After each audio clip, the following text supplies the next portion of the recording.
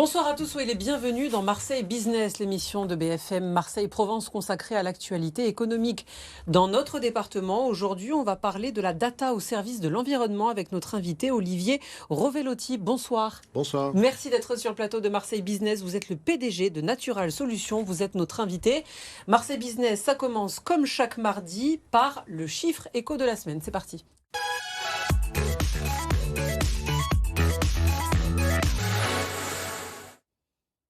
Un bon chiffre cette semaine avec l'artisanat en forme pour la région sud. Regardez, 217 256, c'est le nombre d'artisans que comptait la région Provence-Alpes-Côte d'Azur au 1er janvier 2023 avec 17 000 créations d'entreprises en 2022, soit une hausse de 8,5% par rapport à 2022. C'est un taux de croissance comparable à celui des années précédentes. On note aussi une baisse du nombre de radiations d'entreprises, mais le président de la Chambre des métiers de l'artisanat régional appelle à la prudence. Il se pourrait que les radiations soient retardées par les aides apportées aux entreprises pendant la crise du Covid-19. Évidemment, vous vous en doutez. On passe à l'invité de Marseille Business.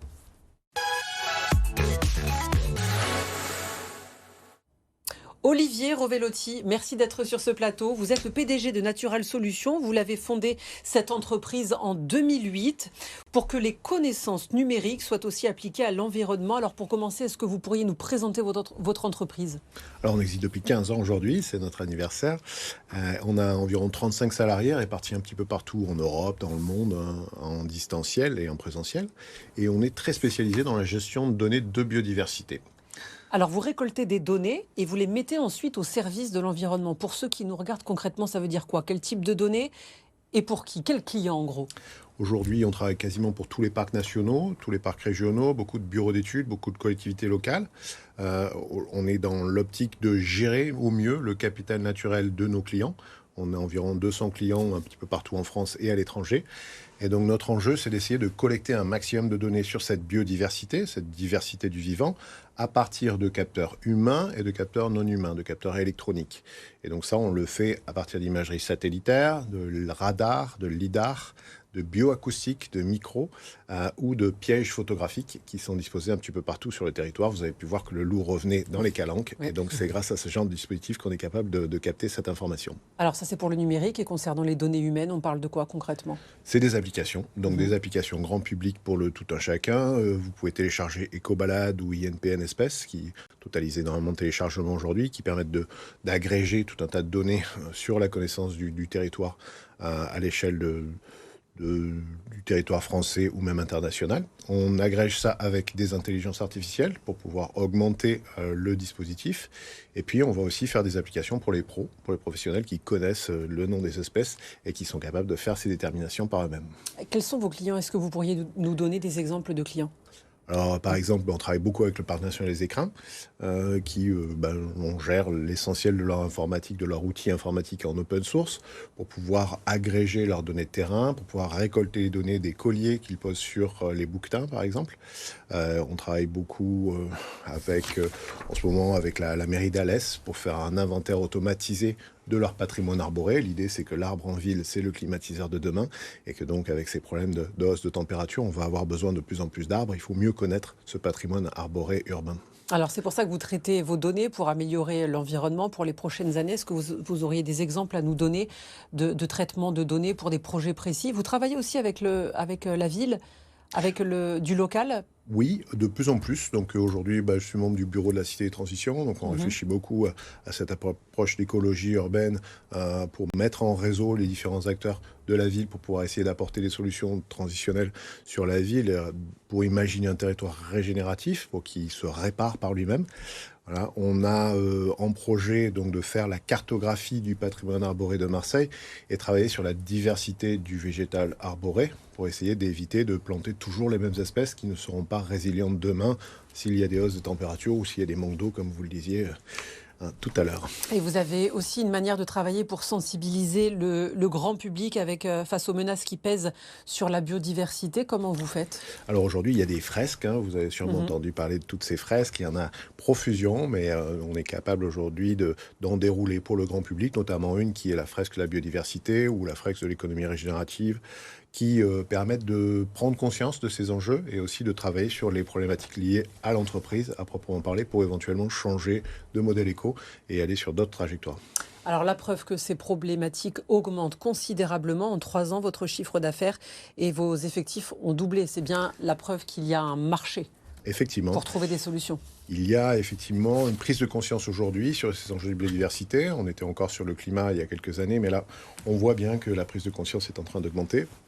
Gérer son capital naturel, c'est quelque chose d'essentiel, je pense, pour les territoires et pour les entreprises qui, demain, celles qui auront ce capital naturel mieux géré, pourront éventuellement résister à la pression du changement climatique ou autre. Alors, il y a aussi un intérêt économique, que ce soit pour les institutions, pour les localités ou bien pour les entreprises, de gérer la biodiversité. Oui, En gros, on gagne de l'argent à être plus écologique. Dans les prochaines années, en tout cas, ce sera le cas. effectivement, on est en train de se rendre compte que ces solutions fondées sur la nature ou ces services écosystémiques sont valorisés à des milliards d'euros. On peut parler du service de pollinisateur, tout simplement, qui va nous permettre d'avoir une agriculture qui soit saine. Sans les pollinisateurs sauvages, on n'a pas d'agriculture possible. Et donc, il faut impérativement protéger ces insectes. Et on assiste aujourd'hui à un effondrement de ces populations, malheureusement.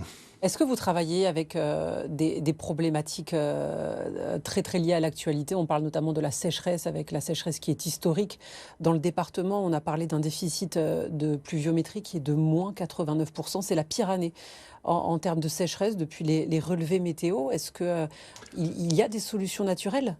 Il y a Sur le patrimoine arboré urbain, il y a la possibilité de diversifier ce patrimoine arboré urbain, d'injecter de nouvelles espèces, de nouvelles essences, de nouveaux taxons qui vont être plus résilients. Il faut en fait cloner ce qui se passe de l'autre côté de la Méditerranée, hein. Donc il faut inventorier ce qui se passe de l'autre côté de la Méditerranée pour l'importer ici, puisque le climat de Marseille demain sera probablement celui d'Alger ou de Tunis. En 2030, selon les 2030. Alger 2030 Marseille. Ah, très bien. Voilà. Mais qu'est-ce qui fonctionne à Alger? Qu'est-ce qui fonctionne à Tunis? Comment est-ce qu'on peut essayer de cloner ce genre de dispositif? On le sait, l'arbre, c'est un climatiseur naturel. Donc, on peut revégétaliser les rues, désimperméabiliser les rues. On va avoir forcément moins de voitures. Donc, on va avoir beaucoup de places de parking qui vont se libérer. Si on végétalise ces rues intelligemment, on peut envisager d'offrir des espaces de fraîcheur aux Marseillais en 2030. Vous avez été fondé à Marseille, c'est bien ça? C'est ça. Et aujourd'hui, vous travaillez pour des entreprises aussi mondiales, pas que locales. C'est ça, on travaille quel beaucoup pays, aux par Émirats, exemple? beaucoup aux Mhm. Émirats arabes unis. On travaille beaucoup sur leur chasse privée, sur la réintroduction d'oiseaux qui sont chassés là-bas aux Émirats. On travaille pour des projets autour de la COP. La prochaine COP se tiendra à Dubaï, donc on est en train de mettre en place des dispositifs de graphe de connaissances, de gestion des connaissances liées à l'environnement. Et puis à l'international avec des petits parcs aussi, des bureaux d'études qui vont faire des études d'impact un petit peu partout dans le monde. Il faut comprendre qu'en France, on est quand même relativement leader sur cette thématique par rapport aux autres pays. Et donc, cette expertise, il faut apprendre à l'exporter. À la fin des années 90, on voyait beaucoup de PDG comme vous aller travailler à l'étranger, s'exporter. Et c'est vrai que depuis quelques années, on voit beaucoup de PDG rester en France et venir à Marseille. On a l'impression que Marseille attire les entreprises de votre type. Est-ce que c'est le cas, la région de manière générale? Est-ce que c'est le cas? Et lorsqu'on est PDG d'une société comme la vôtre, quel est l'intérêt de rester à Marseille? Ça, c'est une grande question. Moi, je suis revenu à Marseille. C'est pour le cœur ou il y a un intérêt concret? Concrètement, effectivement, je pense qu'on est plus libre d'innover. On a la capacité de faire les choses légèrement différemment et qu'il y en a potentiel, un pool d'innovateurs qui est plus important. On est moins pris dans les gestions économiques des affaires avec des croissances qui nous bloquent quelque part, qui nous contraignent. Donc ici, on a la possibilité d'avoir un peu plus de liberté, d'avoir une qualité de vie déjà qui est bien meilleure. Et donc là aussi, ça influe sur le moral, je pense. En étant plus éloigné du pouvoir quelque part, je pense qu'on peut penser différemment, qu'on peut aller sur d'autres chemins de traverse que ceux qui nous sont imposés par Paris. Quelles sont vos ambitions? Est-ce que vous avez des projets? Alors on est sur une stratégie de levée de fonds aujourd'hui pour essayer de changer d'échelle, pour essayer de passer directement sur du conseil en gestion de biodiversité, pas simplement sur des outils, mais directement prendre la problématique au cœur, sur des enjeux de préservation, sur des enjeux de restauration des milieux et sur des enjeux de reconnexion pour les territoires touristiques. Merci beaucoup Olivier Rovellotti, PDG de Natural Solutions, d'avoir été l'invité de Marseille Business. Merci à vous d'avoir regardé Marseille Business tous les mardis sur BFM Marseille-Provence, notre émission consacrée à l'actualité économique. Vous restez avec nous sur notre antenne, on se retrouve dans un instant pour faire ensemble le tour de l'actualité provençale. À tout de suite.